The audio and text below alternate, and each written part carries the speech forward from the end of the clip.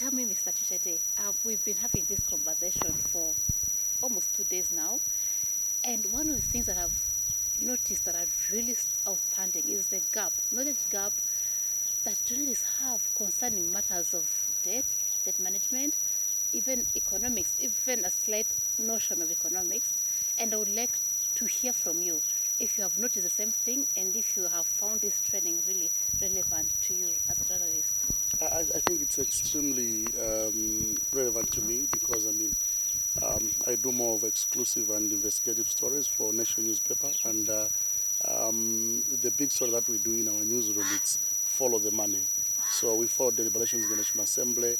We follow different economic activities. We are generally interested in the economy, issues of procurement. I think we've extensively covered that. But I think it's some kind of a transformation on me.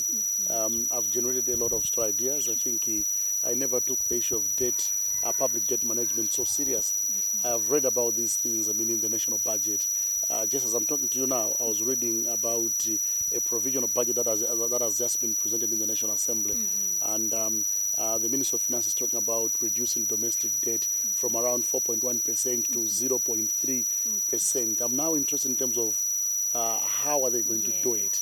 And of course, there's no mention about external debt. So, with the knowledge that I've gathered here, I may wish to interrogate why are they not talking about external debt, and why how are they going to reduce from 4.1 to around 0.3% when we have actually seen an increase or indeed the appetite in terms of borrowing. So this training to me, from my personal perspective and even inside, it was some kind of a wow situation. Everybody having some kind of a paradigm shift. When we thought public debt management is just one of the small things within the economy, but it is so important because of the linkage to issues of poverty. So it's been an eye-opener, one of those workshops, which makes you a better journalist, I should say. Awesome. I would say. Okay, awesome. So let me ask you, I remember when I was doing a presentation, I talked about the fourth estate, or the power of the fourth arm of the government. But I heard from the room people asking, like, can we ask? Do we have the right to ask anyone? So I'd like to find out from you, from the reporting that has been going on, or journalism in general, do you ever question the government? Do you ever question members of parliament? I normally do that. I think it's within my domain. I would say I love asking questions, and from the perspective of, I may not have done a lot on public debt management, but I've done a lot of corruption stories. So I think maybe my last story was about an ambulance deal where government wanted to buy 300 ambulances. So somebody offered from South Africa that they can supply the 300 ambulances, and government will be paying. Will pay for about 5 years. And then from there, I saw a cancellation in the newspaper. So then I started asking questions. Why is this particular firm interested to supply ambulances? What would be the cost? And then also, why did government cancel the first contract? So those are the questions that I normally ask. I love questioning parliamentarians. I love questioning government. Government decisions, except that I never had the understanding to question even public debt. I've heard several times that government is borrowing more from local banks as compared to external creditors. Who are also cheaper. I would give you an example. Just like yesterday, I'm working on a story looking at the so many projects that government has embarked on. I'm asking the question of, we have so many road projects, infrastructure development, but there's no money. If you look in the budget, there's no money. Then also we've been borrowing for some projects, but these projects, we can't see a completion.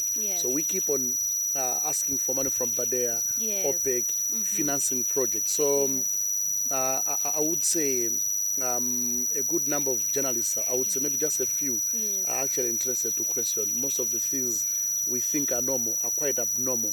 But perhaps the question that people are asking inside, do we really have that authority? It's because maybe we don't have information.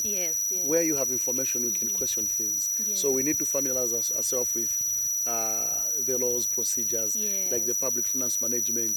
Then you begin to ask based on that knowledge. So it's true. that's where maybe the question of do we have the authority? Yes. So with the information that we've gathered here, I think it's the authority to Yes. start questioning things. It's true.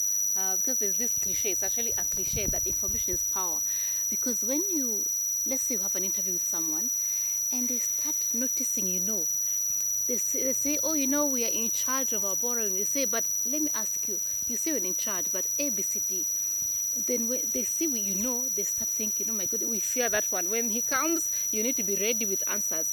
Or when they say we are going to move from 4 to 0 point something, you say, but I know it's not very easy. Because for you to move down, there are A, B, C, Ds that have to happen. And you say, what made you go up in the first place? Yes. What have you changed? Yes. What do you mean? And people, I think the more we do it, because we talk about consistency, the more we do it and follow and nag, people start thinking, nah, these journalists, what have they eaten, So we are supposed to leave, the training is over, but we go with the hope, with the hope and desire, actually, to see a few. I'm sure it won't be everyone who was seated there, but I believe if you have like 5 of them who will stand, 5 of you included, who will stand and say, that training was really an eye-opener, and you just didn't get excited. There's this fire that goes off as soon as the training is over, or the weekend is over, or few bottles of whatever people drink over the weekend.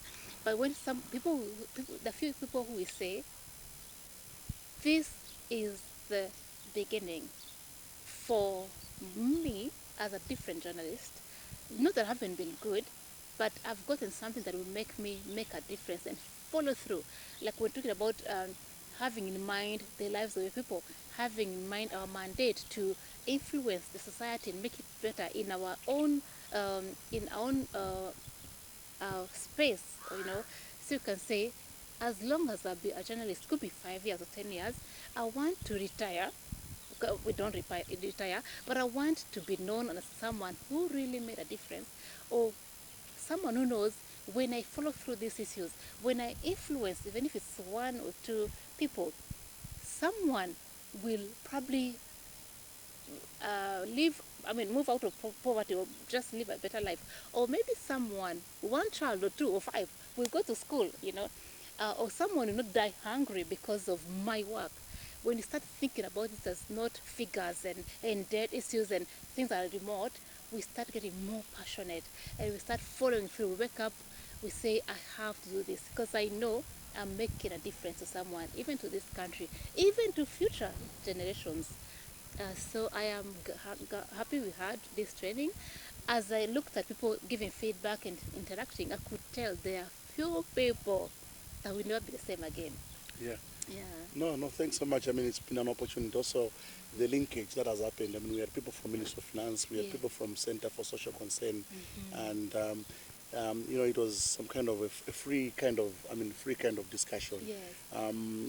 What makes the story even bigger? It's not necessarily the figures that we are seeing in terms of how much government is borrowing, but it's the lack of progress on the ground. Yes. So maybe we also, through the media as a fourth estate, we also need to empower the citizen to begin to think that if government is borrowing, it's not just government, but it's them actually servicing the loans. Therefore, the question of why borrowing, to me, I think every journalist should be interested to tell that story. Yes. Are we borrowing for, just for consumption? Yeah. So, for example, we have roads. So one day the president, government decides to borrow money to simply build a road that leads to the president's house. Yes. So you could also be saying, is it economically viable? What if the same money maybe was invested in this area or in that area? Yes. So in so doing, to me, I'm seeing an opportunity out of this training, and I would really love. Learning never stops. If we could have more of those. Yes. Through Aphrodite, you also bring, the government, the experts. Yes. Maybe one day even the parliamentarians. Yes. So we have that kind of relationship that starts from here, and it's built, for the betterment of our job. I like the Minister of Finance aspect, but I think we'd need more MPs and more such. Yes. It's true. Yeah, I'm glad. I read a quote. I don't even remember where, but this person was saying, forget about numbers. We need to know about numbers, but forget, you can't say a country is growing or doing better and then levels of inequalities and poverty are increasing. You need to be able to match the two. If you can show me that lives are better, or more people are going to school, or more people can afford health services, then that will make sense. But you just say, oh, we're at 50, now we're at 48, that's good, but we need to get to the bottom line, to the lives of people are being improved. And we know, indeed, the country is growing because people are doing better.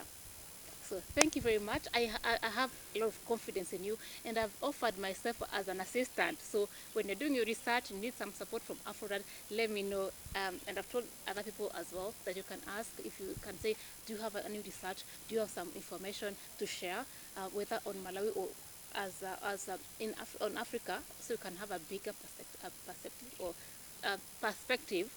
We will be willing to work with you through the journey. No, thanks so much for seeking my feedback as well. Yeah, thank you. I appreciate Thank you. it.